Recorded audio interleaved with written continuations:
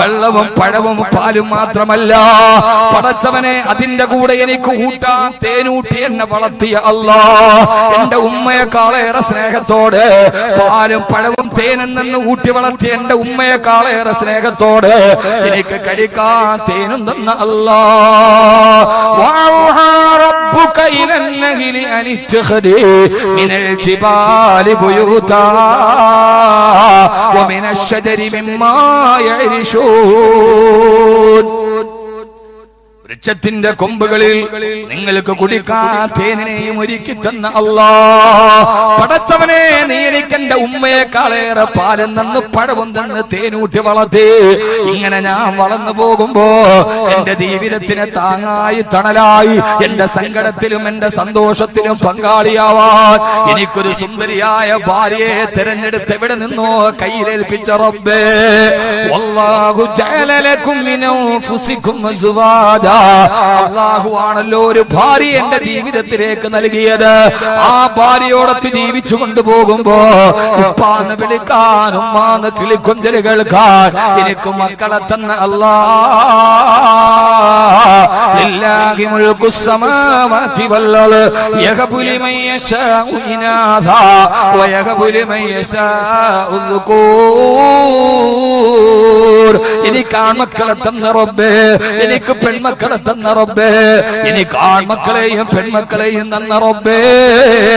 അല്ലാഹുവിനോട് ഇങ്ങനെ അവൻ ചെയ്തു തന്ന അനുഗ്രഹങ്ങളെ എടുത്തെടുത്ത് പറയണം മുഅ്മിനേ. എന്റെ പ്രിയപ്പെട്ട സഹോദരിമാരോട് വെറുതെ എന്തെങ്കിലും വാരിക്കോരി പറയാനല്ല. പാതിരാ സമയത്ത് നല്ല തണുപ്പുള്ള സമയത്ത് എഴുന്നേറ്റ് 2 റക്അത്ത് നിസ്കരിച്ചിട്ട് പടച്ചറപ്പിന്റെ നേരെ കൈകൾ ഉയർത്തി നിർത്തിയിട്ട് അവൻ ചെയ്ത അനുഗ്രഹങ്ങൾ ഓരോന്നോരോന്നോരോന്നോരോന്ന് എടുത്തെടുത്ത് പറഞ്ഞിട്ട് അവസാനം അല്ലാഹുവേ എല്ലാം മൂട്ടി തന്നിട്ട് വിശുദ്ധ ഇസ്ലാം എന്ന ഏകദൈവ വിശ്വാസത്തിന്റെ സത്തയിലേക്ക് എന്നെ ആനയിച്ച അല്ലാഹ്. അല്ലാഹു യഹ്ദീ മൻ യശാ, പടച്ചവനെ അല്ലാഹുവേ ഏകദൈവ വിശ്വാസത്തിലേക്ക് എനിക്ക് ഹിദായത്ത് തന്ന അല്ലാഹ്. പടച്ചവനെ ഇതൊക്കെ ഞാൻ ചോദിച്ചിട്ട് നീ എനിക്ക് തന്നതല്ലല്ലോ. പടച്ചവനെ നിന്നോടല്ലാതെ എന്റെ സങ്കടം ഇനി ആരോട് പറയാൻ? നീ അറിയാതെ എന്റെ കാലിലൊരു മുള്ളുകൊള്ളില്ല റബ്ബേ, നീ അറിയാതെ ഒരു വിപത്ത് എനിക്ക് വരില്ല അല്ലാഹ്, നീ വരാത്തൊരു കടമെന്റെ ജീവിതത്തിലില്ല അല്ലാഹ്, നീ പറയാത്തൊരു പ്രതിസന്ധി എന്റെ ജീവിതത്തിലില്ല അല്ലാഹ്. അതുകൊണ്ട് ഖഹാറായ റബ്ബേ, ജബ്ബാറായ റബ്ബേ, ഗഫൂറായ റബ്ബേ, കരീമായ റബ്ബേ, സത്താറായ റബ്ബേ, മുഈനായ റബ്ബേ, നാസിറായ റബ്ബേ, ഹഖായ റബ്ബേ, റബ്ബായ റബ്ബേ, ലാ ഇലാഹ ഇല്ലാഹു അന്തൽ അവ്വലു, നീയാണ് ആദി, അന്തൽ ആഖിറു, നീയാണ് അവസാനം, വ അന്തൽ ലാഹിറു വ അന്തൽ ബാതിനു വ അന്ത അലാ കുല്ലി ഷൈഇൻ ഖദീർ. സചേതനമല്ലാത്ത കരിമ്പാറക്കെട്ടിൽ നിന്ന് പാല് ചുരത്തുന്ന ഒട്ടകത്തെ സൃഷ്ടിച്ച അല്ലാഹുവേ, അയ്യൂബ് നബിയുടെ മാരകമായ രോഗത്തിന് ഒരു പച്ചവെള്ളം കൊണ്ട് ശമനം കൊടുത്ത അല്ലാഹ്, എന്റെ രോഗം ഏത് ഡോക്ടർ തള്ളിയാലും നിന്റെ മുമ്പിൽ പ്രശ്നമല്ല റബ്ബേ. അതുകൊണ്ട് അല്ലാഹുവിനോട് അവൻ ചെയ്ത നന്മകൾ എടുത്തെടുത്ത് പറഞ്ഞ് പടച്ച റബ്ബിനോട് പറയുക, അല്ലാഹ് ഇനി ഞാൻ നിന്നോട് ചോദിക്കുകയാണ്, എന്റെ കണ്ണീരിനൊരു അറുതി വരുത്തണേ അല്ലാഹ്. ഇങ്ങനെ അല്ലാഹുവിനോട് രാത്രിയിൽ എഴുന്നേറ്റ് തഹജ്ജുദ് നിസ്കരിച്ചിട്ട് നീ പറ, എന്റെ ജീവിതത്തിൽ ആത്മവിശ്വാസം ഉണ്ടാവും. അല്ലാഹു തൗഫീഖ് നൽകട്ടെ. ഇങ്ങനെ ആരെങ്കിലും ജീവിതത്തിൽ ഇതേവരെ ദുആ ചെയ്തിട്ടുണ്ട്? ഉള്ളവരൊന്ന് കൈ. ഇങ്ങനെ ഞാൻ പറഞ്ഞൊക്കെ എടുത്ത് പറഞ്ഞിട്ട് അല്ലാഹുവിനോട് ഇങ്ങനെ ദുആ ചെയ്ത ആളുകൾ ഒന്ന് മെല്ലെ ഒന്ന് കൈവക്കും.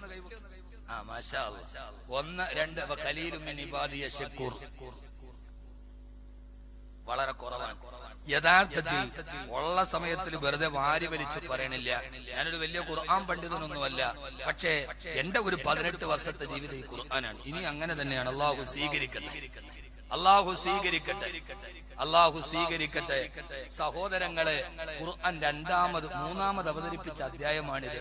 മൂടിപ്പുതച്ച് നിരാശയിൽ കിടന്നപ്പോ എഴുന്നേക്ക് നബിയെ, എഴുന്നേറ്റ്.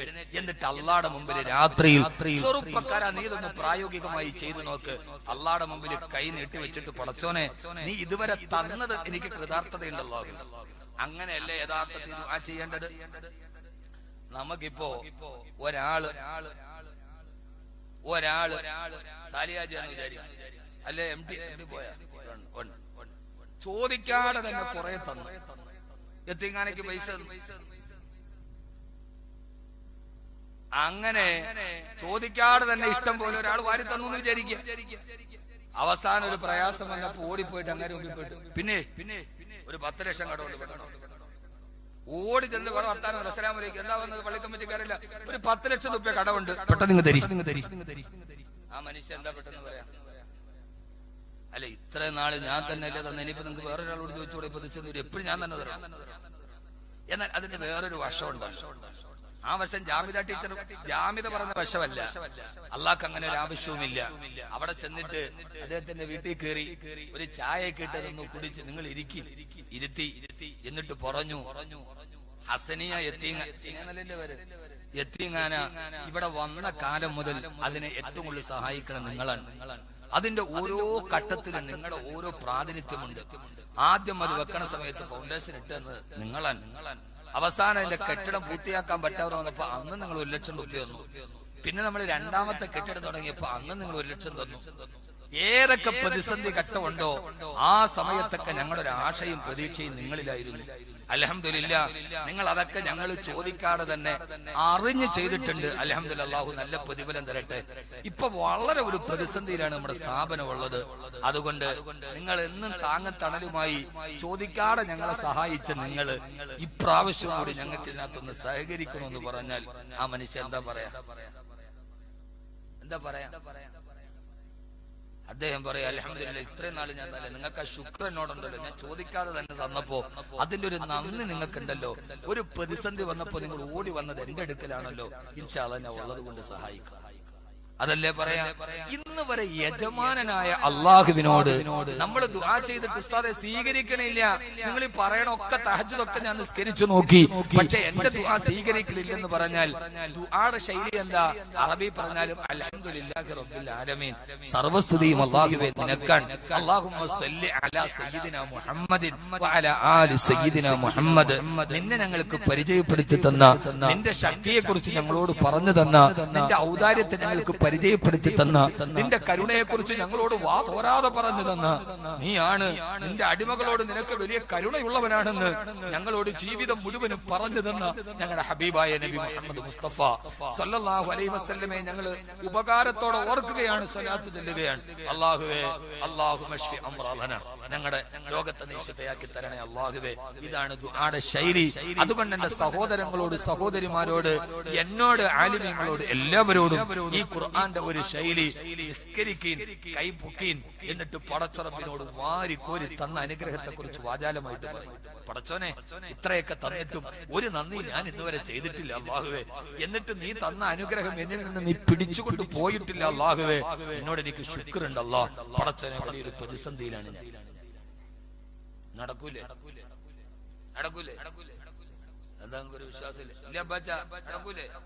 നടക്കും, പക്ഷെ നമ്മുടെ ഹൃദയത്തിൽ അത് പതിയാത്തത് കൊണ്ടാണ്.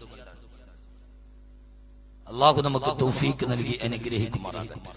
അതുകൊണ്ട് ചെറുപ്പക്കാരികളെ, യുവാക്കളെ നമ്മുടെ ജീവിതത്തിന്റെ ഏറ്റവും വലിയ ഒരു മുഖമുദ്രയായത് ചിലപ്പോ 2 മണിക്കൂർ വെള്ളം തരും.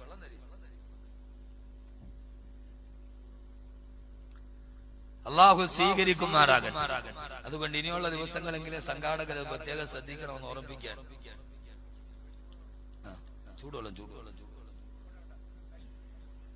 അപ്പൊ ഇനിയുള്ള ദിവസങ്ങളെങ്കിലും നേരത്തെ ആക്കാൻ വേണ്ടി ശ്രമിക്കണം. മരുമോളോടോ കാട്ടി, ഇനിയിപ്പോ നാത്തൂനോടും കൂടെ കാണിക്കണം.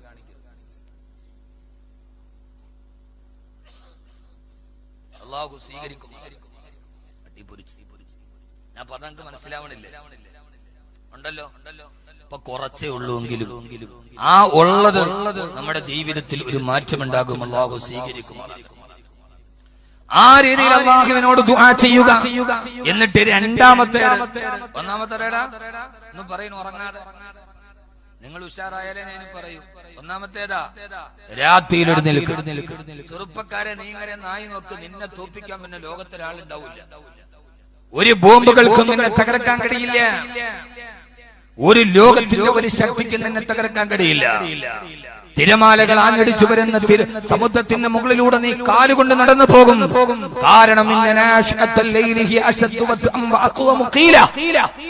രാത്രിയിലെ ഇബാദത്തുകൾ മനഃശക്തി വർദ്ധിപ്പിക്കുമെന്ന് ഖുർആൻ പറഞ്ഞിട്ടുണ്ട്.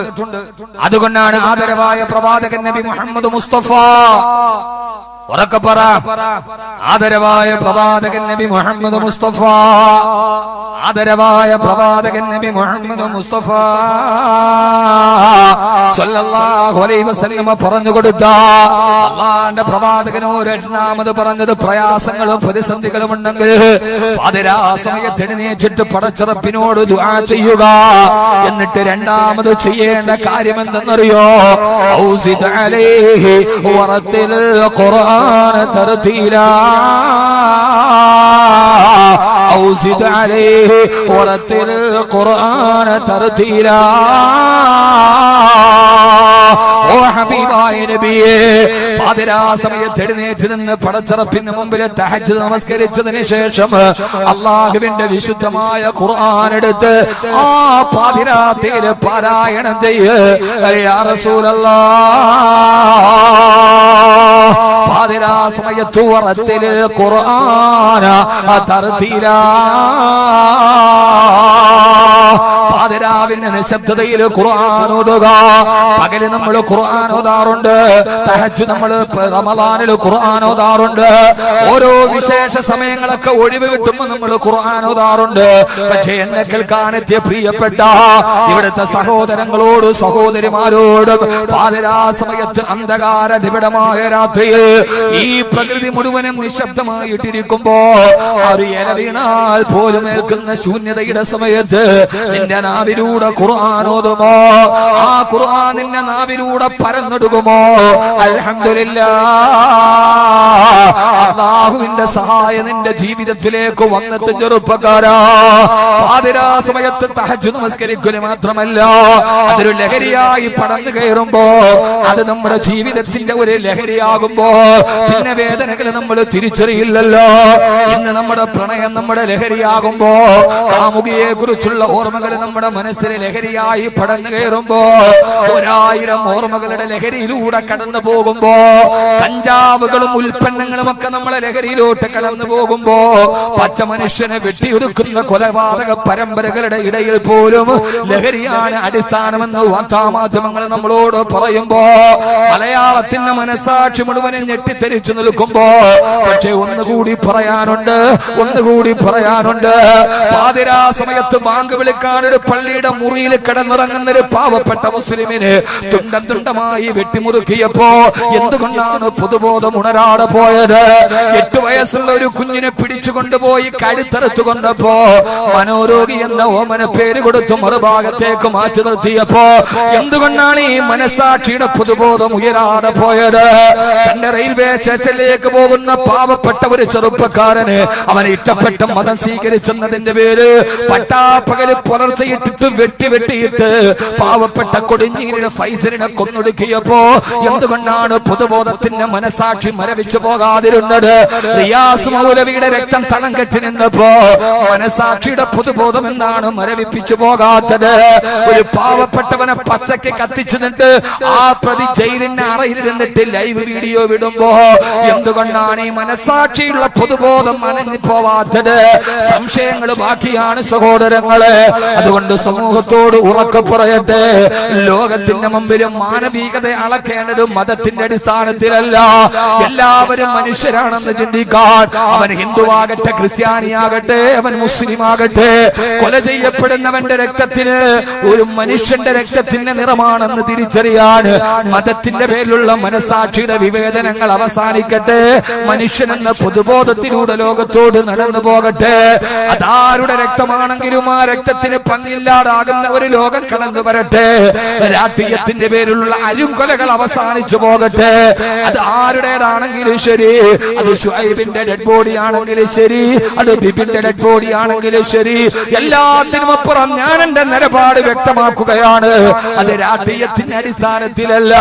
കൊല ചെയ്യപ്പെട്ടത് ആരാണെങ്കിലും അതൊരു അമ്മയുടെ മകനാണെന്ന്, അതൊരു ഭാര്യയുടെ ഭർത്താവാണെന്ന്, ഒരു കുറെ അനാഥ മക്കളുടെ പിതാവാണെന്ന്, പാവപ്പെട്ട മക്കളെ മക്കളുടെ പിതാവാണെന്നുള്ള ബോധത്തിലേക്ക് മനസാക്ഷി നടന്നു പോകണമെന്ന് ഓർമ്മിപ്പിച്ചുകൊണ്ട് അരുങ്കൊലകൾ അവസാനിക്കട്ടെ, മനുഷ്യ മനസ്സുകൾ ഒന്നിക്കട്ടെ, മനുഷ്യനെന്ന പൊതുബോധത്തിലും മനുഷ്യത്വത്തിലൂടെ നടന്നു പോകട്ടെ.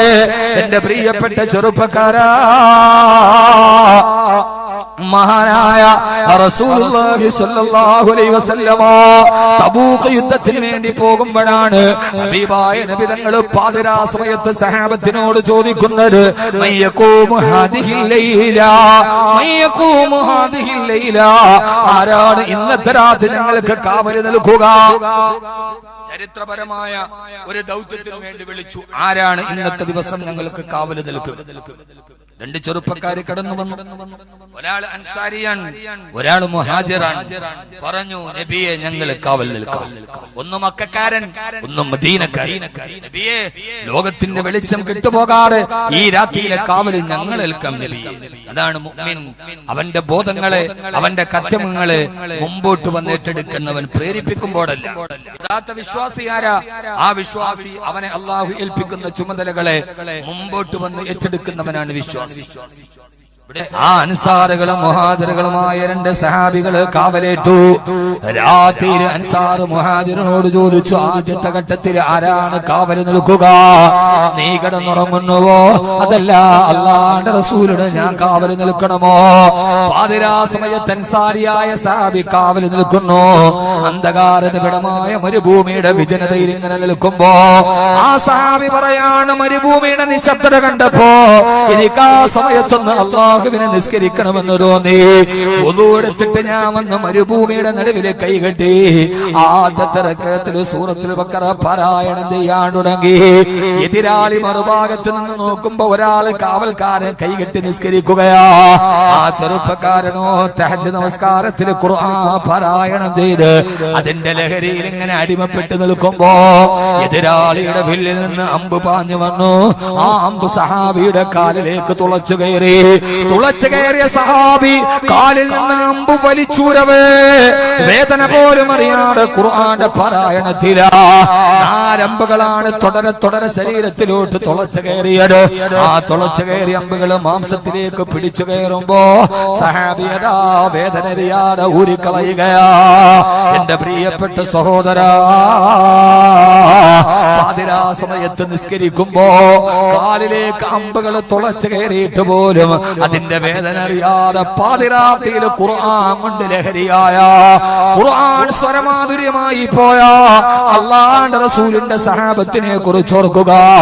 അല്ലാഹു നമ്മളെ ഖുർആനിനെ ലഹരിയാക്കി തരുമാറാകട്ടെ. അല്ലാഹു ഖുർആന്റെ ലഹരിയിൽ അല്ലാഹു നമ്മുടെ മനസ്സിനെ പിടിച്ചു നിർത്തുമാറാകട്ടെ. അതുകൊണ്ട് എന്റെ പ്രിയപ്പെട്ട സഹോദരങ്ങളോട് സഹോദരിമാരോട് അവസാനം ഈ ലോകത്ത് നിന്ന് തിരിച്ചു പോകുമ്പോ നമ്മുടെ ജീവിതത്തിന്റെ കൂട്ടായി തണലായി നമുക്കുള്ളത് അല്ലാഹുവിന്റെ ഖുർആനിനോടുള്ള അഗാധമായ സ്നേഹമാണ്. ഇവിടെ ഹസനിയായ തീങ്ങാനിൽ ഒരു ഹിഫ്ളുൽ ഖുർആൻ വരുമ്പോ ആ ഹിഫ്ളുൽ ഖുർആനിൽ സുബഹി മുതൽ ഇശാ വരെ ഖുർആൻ ഓതുമ്പോ നാളെ അതിനുവേണ്ടി സദഖ ചെയ്തവർ, അതിനുവേണ്ടി ഒരു റൂം നൽകിയവർ, അതിനുവേണ്ടി ലക്ഷങ്ങൾ നൽകിയവർ, ആറടി മണ്ണിലേക്ക് നമ്മൾ യാത്ര ചെയ്തു പോകുമ്പോ ആരാരുമില്ലാത്ത ഏകാന്തതയിലേക്ക് നമ്മളെ മൂടിയിട്ട് പോകുമ്പോ ആരുമില്ലാത്ത ഇരുട്ടിൽ നമുക്ക് വെളിച്ചം നൽകുന്നതേരെന്നറിയോ? ഹബീബായ നബി സല്ലല്ലാഹു അലൈഹി വസല്ലമ പറയുകയാ, ആ അന്ധകാര നിബിഡമായ ഖബറിന്റെ ഉള്ളിലേക്ക് ഒരു സുന്ദരനായ ചെറുപ്പക്കാരൻ വരും. നമ്മുടെ കൂട്ടുകാരില്ല, നമ്മുടെ വീട്ടുകാരില്ല, നമ്മുടെ ഭാര്യ നമ്മുടെ അടുത്തില്ല. മുകളിലോട്ട് നോക്കിയാലും മണ്ണ്, ഇടത്തോട്ട് നോക്കിയാലും മണ്ണ്, വലത്തോട്ട് നോക്കിയാലും മണ്ണ്. ചിതലുകളും പുഴുക്കളും നമ്മുടെ ശരീരത്തെ നോക്കിയിട്ട് പല്ലുളിക്കുമ്പോ ആരുമില്ലാതെ ഖബറിന്റെ അടിയിൽ കിടന്നുരുളുമ്പോ ഒരു സുന്ദരനായ ചെറുപ്പക്കാരൻ വന്നിട്ട് പറയുമത്രേ, നീ പേടിക്കണ്ട, നിന്നോട് സന്തോഷ വർത്തമാനം പറയാൻ, നിന്നോട് കളിതമാശ പറയാൻ ആരുമില്ല. ഞാനില്ലല്ലേ, എന്നാൽ നിന്നോട് തമാശ പറയാൻ ഞാനുണ്ടല്ലോ എന്ന് പറഞ്ഞിട്ട് ഖബറിന്റെ അടുക്കൽ നമ്മുടെ അടുക്കൽ വന്നൊരാളിരിക്കുമത്രേ. ഇതൊന്നും കെട്ടുകഥയല്ല മുഅ്മിനേ, ഇത് അല്ലാഹുവിന്റെ റസൂൽ സ്വല്ലല്ലാഹു അലൈഹി വസല്ലമ പറഞ്ഞു തന്നതാണ്. അത്ഭുതത്തോടെ നമ്മൾ ചോദിക്കും നിങ്ങളാരാ? അപ്പോഴാ കൂട്ടുകാരൻ മറുപടി പറയുക, അനൽ ഖുർആനുല്ലദീ അസ്ഹറത ലൈലക, രാത്രിയിൽ ഉറക്കമളച്ചിട്ട് നീ ഓതിയ ഖുർആനാണ് ഞാൻ. സഹോദരി, രാത്രിയിലെ ഖുർആൻ പാരായണം അവസാനിപ്പിക്കരുത്. രാത്രിയിലെ തഹജ്ജുദ് നിസ്കരിച്ചിട്ട് ഖുർആൻ ഓതണേ. എല്ലാ പ്രതിസന്ധികളും അല്ലാഹു മാറ്റിത്തരും, എല്ലാ പ്രയാസങ്ങൾക്കും ഒരു അറുതി വരും. മാത്രവുമല്ല, നാളെ ഖബറിലെ ഒരു കൂട്ടുകാരനായി അല്ലാഹുവിന്റെ ഖുർആൻ നമുക്ക് മാറുകയും ചെയ്യും.